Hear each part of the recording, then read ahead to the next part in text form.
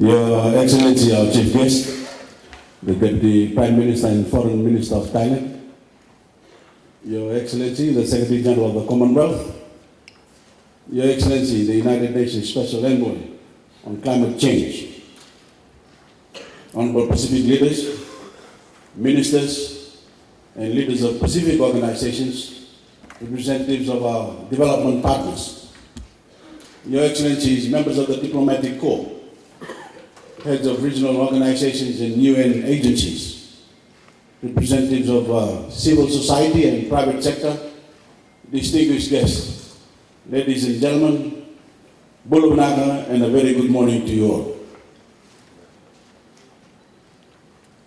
Your Excellencies, on behalf of the Fijian government and Fijian people, welcome to Suva for the third summit of the Pacific Islands Development Forum.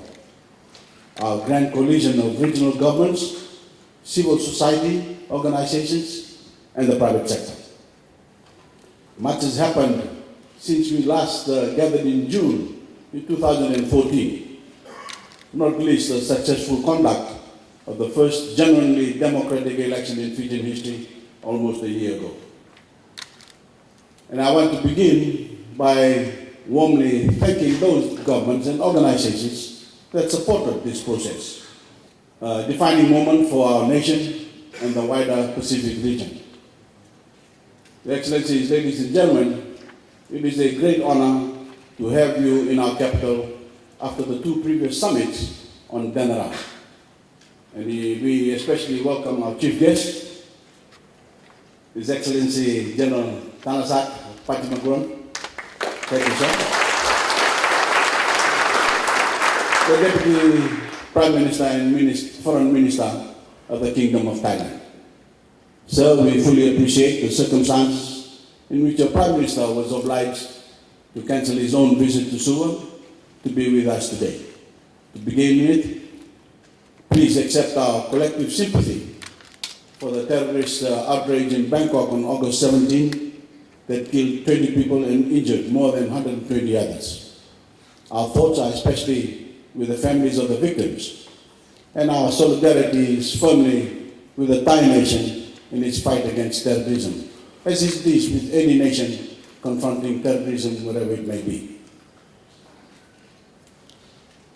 Your Excellencies, ladies and gentlemen, we gather today with another battle foremost in our minds, the struggle to persuade the international community to deal decisively with undoubtedly the greatest single challenge of our age, the threat to the entire world, and especially small island developing states, posed by climate change. We have 13 weeks before the nations gather in Paris for the United Nations Climate Change Conference to highlight the gravity of the threat we face in the Pacific from rising sea levels and extreme weather events caused by global warming.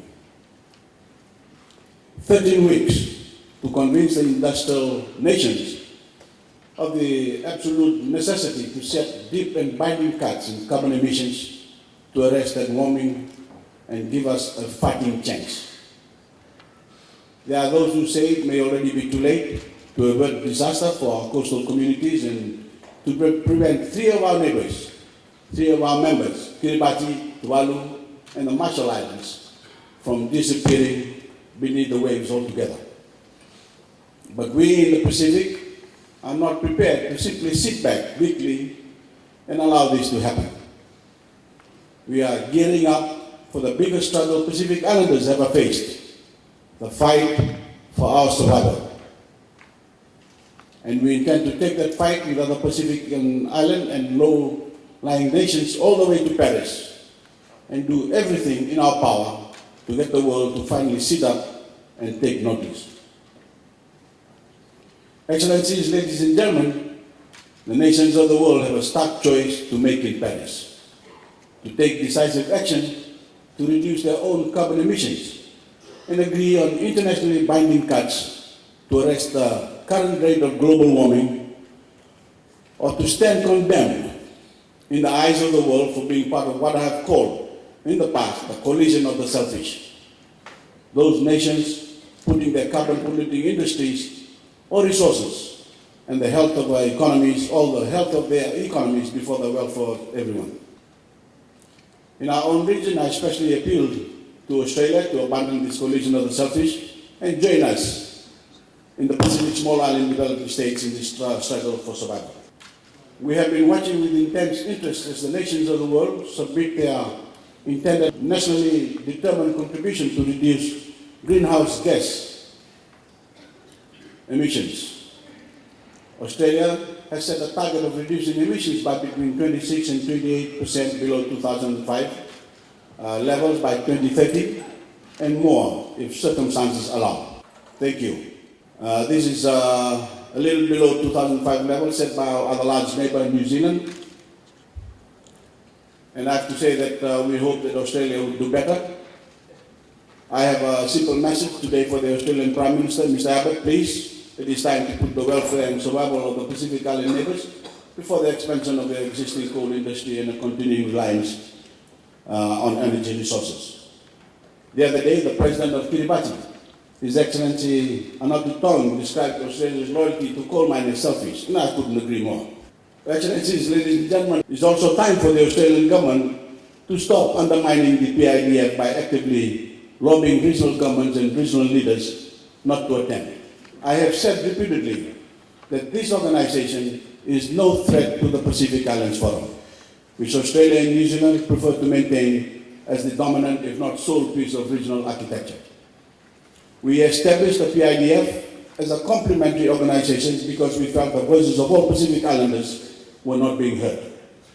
We wanted something more inclusive, and we especially wanted to provide a platform for our civil society organizations, which is very important. The genuine voice of the grassroots in the Pacific, in our private sectors, the principal generators of the jobs on which the welfare of our people depends.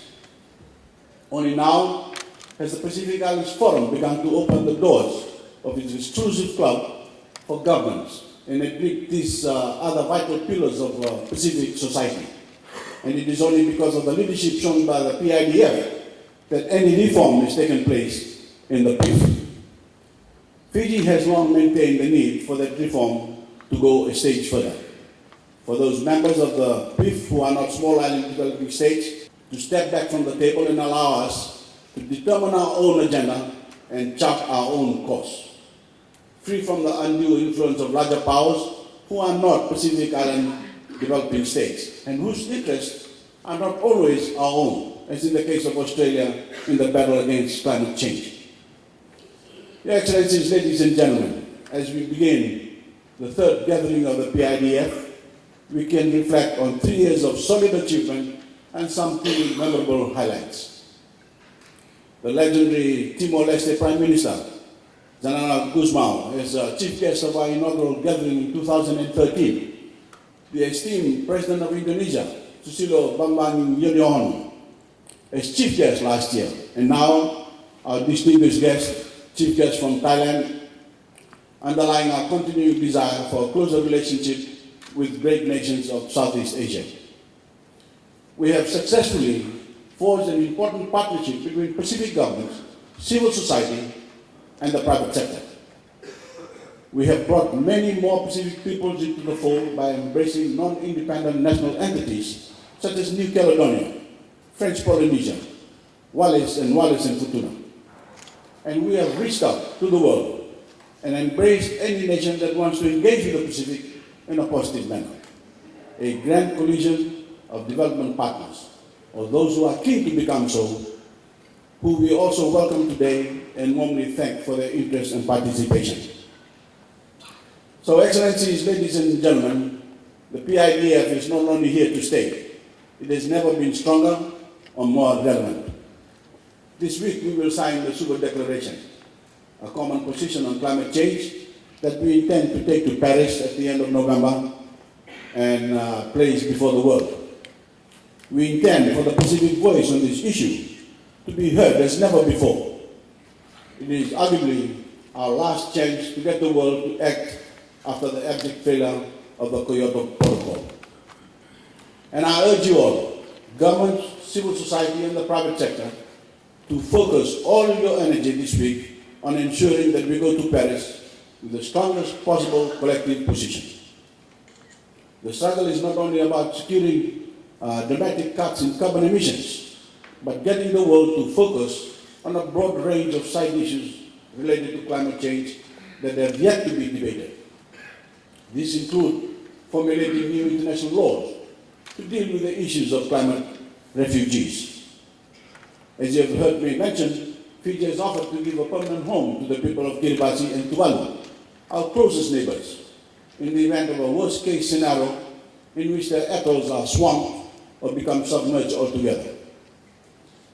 But how is the international community preparing to deal with such an eventuality? Who is to organize and finance the relocation of whole nations and existing members of the United Nations? What happens to that membership and the sovereignty of nations that become submerged under the rising waters? Little or none of this is currently part of a global debate, and it is high time that it is. Because, as I keep on saying, time is running out on us.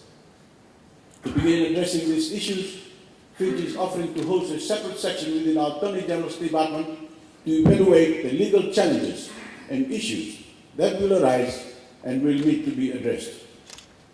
I understand that the Commonwealth, through the Secretary General, is keen to support this Fijian initiative. Excellencies, ladies and gentlemen, this gathering is also a landmark occasion because of the signing of the Charter and governing instrument of the PIDF, formal acknowledgement of the PIDF as an international organization. As I've said last night, I understand that some of you may have to go back to your own nations for your country's endorsement. This charter sets out the PIDF structure, its rules and conventions, and its objectives. And I want to thank everyone who has been involved in formulating this blueprint, which has involved a lot of hard work behind the scenes to ensure that the roots of the PIDF are secure and strong, and that it can grow and meet the lofty ideals and objectives that we all expect from it.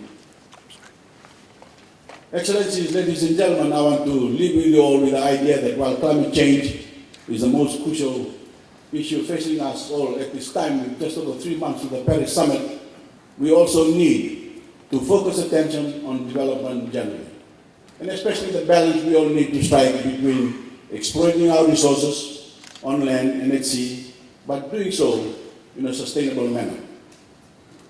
To protect our island homes and the ocean that sustains us for the benefit of future generations of Pacific Islanders to come. Those who are unborn, but to whom we owe a sacred trust to leave our environment in the same state in which we inherited it. Excellencies, ladies and gentlemen, I regret to say that we are failing in that obligation. The great Pacific Ocean is our home, and lifeblood has become a rubbish dump, a source of shame. It has become choked with the refuse, the plastic bags, bottles, and other packaging of consumer age. And while we can point the finger of blame at those nations on the Pacific Rim, we also need to acknowledge our own role in the trashing of our neighborhood and accept our own responsibility to turn the process around.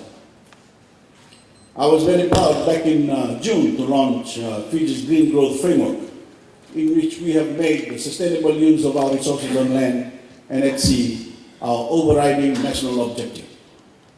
But as I said recently when I urged a national campaign against littering, not enough Fijians are taking individual responsibility for the protection and preservation of our environment. And the same applies to Pacific Islanders as a whole.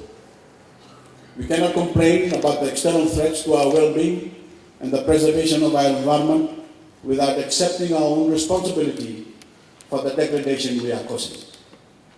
So we fight the battle for international recognition of the threat of climate change. Let us also resolve to redouble our efforts to help ourselves, persuade our people that each and every one of us has a personal responsibility to keep our immediate surroundings clean and preserve our natural heritage. Excellencies, ladies and gentlemen, we have a range of distinguished speakers and presenters over the next 3 days, and because we strive to be inclusive, we also welcome contributions from the floor.